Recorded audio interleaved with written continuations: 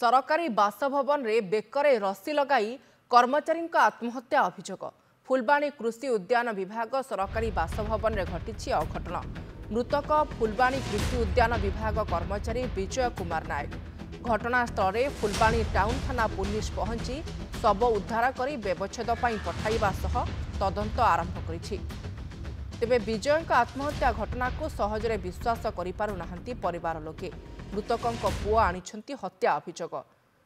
गतकाली अपराह्न मृतक विजय कुमार नायक निज झियो स्त्री सह फोन रे कथा हेबा सहित पुओ पाखक ऑनलाइन रे 2000 टंका पठाइथिले।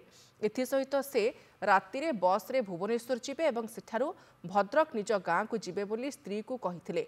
किंतु अपराह्न 4:15 समय विजय निज सरकारी बासभवन रे रस्सी लगाई आत्महत्या करिथिबा खबर स्त्री बासंती नायक को जणाइथिले उद्यान कृषि निर्देशक। आज परिवार लोके फुलबाणी पहुंचबा परे पुलिस शव को उद्धार करी व्यवच्छेद पई जिला मुख्य चिकित्सालय को पठाइछि। अन्यपटे परिवार पक्षरु होइथिबा अभियोग को भित्ति करी अधिक तदंत चलाइछि टाउन थाना पुलिस। 15 बड़ टाइम रे मो भौणी मते कॉल गला पर कोच बापा ना आलती ए बड़े हेते को कहा को पदे किसी कुह सर लोग ना कि टेंशन ना कौन सेमती किसी भी अभियोग लगुच सार को सन्देह से सार को अनुरोध कर मानने इनक्वारी करके मो बापा को न्याय मिलू कहला सार आ विजय बाबू आ नहांती आउ सी फाँसी देकी झुली आम दौड़ी गलु देखिले से फाँसी दौड़े झुलची पुलिस पलि आसते आमर जो पीसीआर भैन पलि आसला सागे सागे सी आसी गोटे प्रिलिमिनारी इनक्वारी करगले आपणकर आईआईसी आसिले 6टा बेले मु तो सेगुड़ा किसी कहीपर सेटा हूँ तदंत सापेक्ष। ए संपर्क में सूचना पाई विप्रचरण साहू बालीगुड़ा रिपोर्टर आम सहित फोन लाइन रे जोड़ी होती। विप्रचरण फुलबाणी कृषि विभाग जड़े कर्मचारी उद्यान विभाग सरकारी कर्मचारी बेकर फाँसी लगाई देइछंती। परिवार लोकंकर आमे प्रतिक्रिया शुणुलु ए कथा को सहजरे ग्रहण करि पारु नाहंती कहीं गतकाली पुओ झियो स्त्री समस्त सहित कथा होइछंती एवं हठात तांको सहित अघटन केमती घटिला।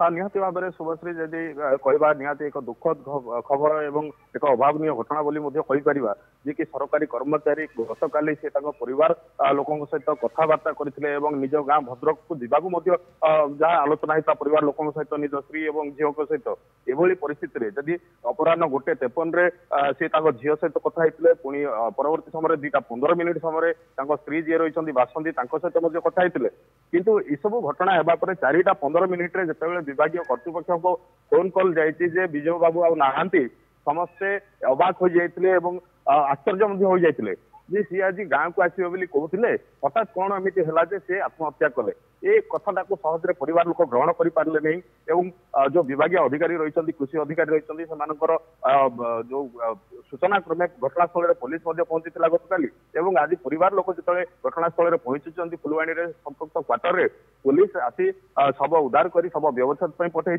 तदंत जारी रखी किंतु अन्यपटे जहाँ परिवार लोकंर कहवा कथा रोचे सी जड़े नम्र लोक से स्ट्रंग माइंडेड लोक एवं सी आत्महत्या कर विश्वास करूँ एवं अन्य पक्षे जहाँ कहुच्छे जे कबाट खोला थिला जड़े कर्मचारी जाई देखा अधिकारी को जनइले ए कथाटा को सन्देह करुँच परिवार लोक प्रतिक्रिया रोचे तेणु से कहवा कथा या पछरे किसी ना किसी रही थाई पारे बोली सन्देह करुँच से नहीं अधिक तदंत करने परिवार पक्षर दाबी रोचे। शुभश्री ठीक अच्छी प्रकृत में अघटन पछरे कौन कारण रही से आत्महत्या करिसेंती ना आउ किछि अघटन याकु नेकी परिवार लोके अभियोग करिसेंती एवं पुलिस मध्य से दिग को नहीं छानबीन आरंभ करिछि। आपनक सूचना पाई अनेक अनेक धन्यवाद विप्रचरण।